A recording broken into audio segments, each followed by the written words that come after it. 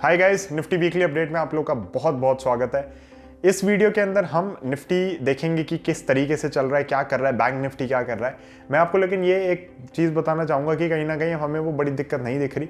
हमारे लेवल्स हमें होल्ड होते हुए दिख रहे हैं और अगर यहाँ पे एक लंबे टाइम कंसोलिडेट कर दे मार्केट, लंबे टाइम से मेरा मतलब है कुछ महीनों के लिए, कुछ मंथ्स के लिए, तो मेरे को कोई बड़ी बात यहाँ की दिक्कत की नहीं लगती। अगर कंसोलिडेशन नहीं आता तो हो सकता है कि थोड़ा आपका स्टॉक प्राइस में करेक्शन और झटके से ये देने की कोशिश करे, या फिर ये उतनी ढंग से ऊपर ना जाए जितने ढंग से इसको जाना चाहिए। इसको करेक्शन करना ना ज़रूरी है, इसको कंसोलिडेट करना ज़रूरी है, ये लगना चाहिए। अभी देखो ज़रा सी मार्केट गिरी थी, 10% भी करेक्शन नहीं थी टॉप से, और लोगों को इतनी धक धक होने लगी थी दिल में कि भैया ये तो गया, डूब जाएगा पैसा, समझ नहीं आ रहा क्या होगा, कैसे होगा। तो वो कहीं ना कहीं बुल मार्केट का साइन होता है कि इतना फियर है कि लोग बाइंग नहीं कर पा रहे। अब हम रोटेशनल बेसिस पे लगातार बाइंग करते रहते हैं because we have realise discipline will trump anything. अगर हम टाइम भी परफेक्टली नहीं कर पा रहे, बहुत चीज़ों में अब हम ढंग से टाइम करते हैं मार्केट्स को, स्पेशली जब हम अपनी ट्रेड्स ले रहे होते हैं या इन्वेस्टिंग की बड़ी पोजीशंस उठानी होती है, तो हम उन्हें बहुत इजीली टाइम करते हैं, उसमें ऐसी कोई बात नहीं है। बट येस, ये आपको नहीं पता होता एक बड़े लेवल का बूम कितना वो बड़ा जाएगा, या एक बड़े लेवल की करेक्शन आ रही है तो कितनी वो डीप जा सकती है। तो ये सारी चीज़ें नहीं पता होता, तो इसलिए एग्जैक्टली आप टाइम नहीं कर सकते, आप इंप्रूव ज़रूर कर सकते हैं चार्ट्स के बेसिस पर, वो हम लगातार करते ही आ रहे हैं। बट बात यही है कि अगर आप डिसिप्लिन मेंटेन करेंगे ना, आपका होगा कि हाँ, इस सिस्टम के हिसाब से, इस मार्केट के हिसाब से अभी मुझे बाइंग ज़्यादा करनी है, ये एक ऐसा सिचुएशन आ गई कि मैं बाइंग ज़्यादा नहीं करूँगा या करूँगी, राइट। तो उस बेसिस पे आप देखोगे आपका पैसा इतना बन जाएगा कि आप खुद हैरान रह जाएंगे। तो डिसिप्लिन मेंटेन रखें। अगर आप डिसिप्लिन मेंटेन नहीं रखेंगे यहाँ पे तो बहुत दिक्कत की बात है। बट अगर आप डिसिप्लिन मेंटेन रखते हैं, मेरे को ऐसे कोई बड़ी यहाँ पे इशू नहीं दिख रहा है। एंड हमें तो ट्रेड्स में भी अब अपनी चाल आती हुई बहुत अच्छे से दिख रही है। तो चलते हैं स्क्रीन के ऊपर, वहीं निफ्टी का एनालिसिस करेंगे, बैंक निफ्टी का एनालिसिस करेंगे, समझेंगे चीज़ों को, और चार्ट्स जो मुझे अच्छे लग रहे हैं, बाकी सब मैं कहीं ना कहीं ट्रेडिंग व्यू पे पोस्ट करता रहता हूँ। तो लिंक डिस्क्रिप्शन में आप मुझे फॉलो कर सकते हैं, मेरे प्रोफाइल का लिंक डिस्क्रिप्शन में मैंने दिया हुआ है। Apart from that Telegram channel पे भी अब हम वापस चार्ट्स वगैरह डिस्कस कर रहे हैं, तो अगर आप टेलीग्राम ज्वाइन करना चाहते हैं मुझे बता सकते हैं, it's a one time joining फी। तो स्क्रीन पे चलते हैं, वीडियो को भी वहीं एंड करेंगे।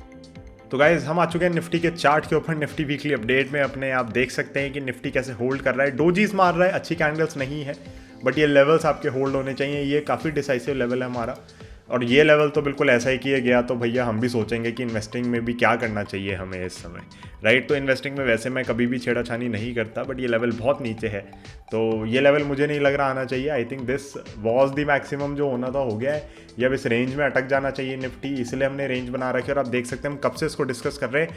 इनफैक्ट ये चीज़ मैंने ट्रेडिंग व्यू पे भी पोस्ट करी हुई है, मैं लाइन्स मिटाता भी नहीं हूँ ज़बरदस्ती, और आप देख सकते हैं कि हमारी काफ़ी लाइन्स और काफ़ी चार्ट स्ट्रक्चर वैसे का वैसे ही बना हुआ है। यहाँ पे एक लोअर टॉप फॉर्मेशन चालू है, और उसके बाद अब हमें ये एक रेंज बाउंड मूवमेंट यहाँ पे देखने को मिल रही है। तो निफ्टी में ऐसी कोई बड़ी दिक्कत नहीं है, अब निफ्टी के साथ बने रह सकते हैं, इंडिविजुअली स्टॉक सिलेक्शन अच्छा करते रहे। फ्लैट डे था निफ्टी के लिए आज। हम एक बार बैंक निफ्टी और देख लेते हैं, मैं यहीं टाइप कर लेता हूँ बैंक निफ्टी। बैंक निफ्टी भी आप देख सकते हैं कि हल्का ऊपर गया है और अब डोजी मारी है, और कहीं ना कहीं बैंक निफ्टी भी मेरे को लग रहा है कि इसी रेंज में कहीं रहेगा, तो इसकी हेल्थ के लिए बहुत अच्छा है। कुछ लंबे समय तक कंसोलिडेशन हमें मिल जाए, और अगर ये कंसोलिडेशन हमें मिल जाती है तो मुझे लग रहा है जो नेक्स्ट लेग आएगा मूव का वो बहुत ही बड़ा होगा और बहुत ही स्पीड से भी आएगा। तो बुल मार्केट है, करेक्शंस भी थोड़ी फास्ट होती हैं, यहाँ पे मूवमेंट भी आनी शुरू होती है तो एकदम झटके से ले जाते हैं ऊपर। तो ये सारी चीज़ें जो कैरेक्टरिस्टिक्स हैं बुल मार्केट की, बिल्कुल यहाँ पे प्ले आउट होती हुई दिख रही हैं। लेवल्स आप देख सकते हो गाइज, मैं रोज रोज चेंज करता ही नहीं हूँ। ऐसा नहीं है ना कि आज ये हो गया वो हो गया तो लेवल्स आपको नहीं दिखा रहा हूँ, दिखाने की जरूरत ही नहीं है। हमारे चार्ट इतने बढ़िया बने हुए हैं कि और कुछ इसमें करने की जरूरत ही नहीं है। अब आप देख सकते हो जहाँ तक गया है, ये पीछे यहाँ हल्की रेजिस्टेंस है इसकी, राइट। तो अगर मेरी लाइन भी नहीं बनी हुई, कितना क्लियर दिख रहा है यहाँ पे, और वो बिल्कुल वहीं पे गया हुआ है, वो बिल्कुल वहीं पे गया हुआ है। इसमें कुछ भी नहीं है ऐसा कि अलग चीज़ आपको देखने को मिल रही हो, अलग चीज़ कुछ आपको मैं समझा रहा हूँ यहाँ पे। बस देखने का नज़रिया चाहिए, मार्केट्स को थोड़ा और समझने की ज़रूरत है, मार्केट्स का जो बिहेवियर है ना उसको थोड़ा समझने की ज़रूरत है। चार्ट सबको यही दिख रहा है, राइट, बट इसके बेसिस पे आप काम क्या कर रहे हैं वो कैसे अलग हो जाता है। कोई बाय कर रहा है, कोई सेल कर रहा है, कोई परेशान हो रहा है, कोई खुश हो रहा है, राइट। तो ये चीज़ें हमें देखनी है, बस थोड़ा मार्केट स्ट्रक्चर पे ध्यान देना है, थोड़ा चार्ट स्ट्रक्चर्स को समझना है। Apart from that everything is going to remain the same. वही कैंडल स्टिक्स हैं, सालों से बनती आ रही हैं, वही चीज़ें हैं, वही लाइन्स हैं। आप देख सकते हो इंडिकेटर्स भी मेरे ऑफ रहते हैं, राइट। आपने हमेशा ही नोटिस किया, और मुझे काफ़ी लोगों ने कहा भी है कि जतिन बिना इंडिकेटर्स के कैसे काम कर लेते हो, बट ज़रूरत नहीं पड़ती, जेन्युइनली नहीं पड़ती। ईएमआई लगा रखी है इन दिनों, क्योंकि हम काफ़ी सारे जो क्लाइंट के पोर्टफोलियोज हैं उनकी इन्वेस्टिंग पोजीशंस को रीशफल कर रहे हैं थोड़ा। हमने काफ़ी टाइम से रीशफलिंग नहीं करी थी। The last reshuffling that we did was banking stock से एग्जिट कराया था, और नए क्लाइंट्स के पोर्टफोलियोज में बैंक्स हमने खरीदे ही नहीं बहुत टाइम से। तो बैंकिंग की पोजीशंस इतनी छोटी थी, तो मेजर रीशफलिंग कुछ भी नहीं हुई।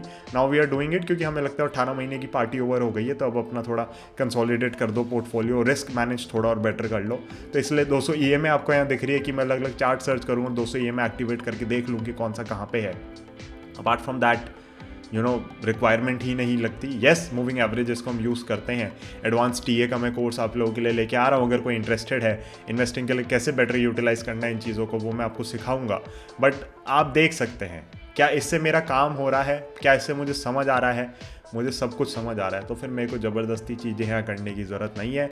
Markets are quite simple, we tend to make them very very complex, right. एक तो हर चीज़ का रीज़न चाहिए, ऐसा क्यों हो रहा है, वैसा क्यों हो रहा है, तो उस हिसाब से मार्केट्स नहीं चलती, उस हिसाब से लाइफ भी नहीं चलती। तो निफ्टी पे वापस आते हैं एक बार वीडियो एंड करने से पहले। आपको क्या करना चाहिए, देखो 16,700 अगर ये जाता है, फॉर एग्जाम्पल बाई चांस जाए, मुझे नहीं लग रहा जाना चाहिए, मेरे ख्याल से यहाँ अटक जाना चाहिए इसे। अगर 16,700 जाता है तो ट्रेडिंग से हम बाय बाय कर देंगे एक बार को, नो डाउट अबाउट इट अभी, लेकिन हम फुल्ली डिप्लॉयड के अराउंड है। और अगर यहाँ पे आता है तो हम जो हमारी हल्की इन्वेस्टिंग पोजीशन है ना, हल्की इन द सेंस जिनमें पिटाई ज़्यादा कर रही है मार्केट, क्योंकि मार्केट को पता है क्या रीज़न है। बुल मार्केट के अंदर अगर आपके शेयर्स महंगे नहीं सस्ते होते जा रहे हैं ना, तो थोड़ा ध्यान देने की बात है वो। तो अगर ये 16,000 का लेवल बाई चांस मार्केट लेने की कोशिश करती है कि नहीं भैया हम तो नीचे ही जाएंगे, तो कंसर्न है थोड़ा, वहाँ पे हम देखेंगे। वरना मुझे ज़रा भी दिक्कत नहीं है, जब ये फॉल भी आया तो भी आप देखेंगे कि हमारा जो भी कम्युनिकेशन रहा है टेलीग्राम पे भी, उसमें यही था कि एग्जिट करने की ज़रूरत नहीं है, डीपर स्टॉप लॉसेस पे शिफ्ट कर जाओ, मेरे को लग रहा है कि रिकवरी आ जानी चाहिए।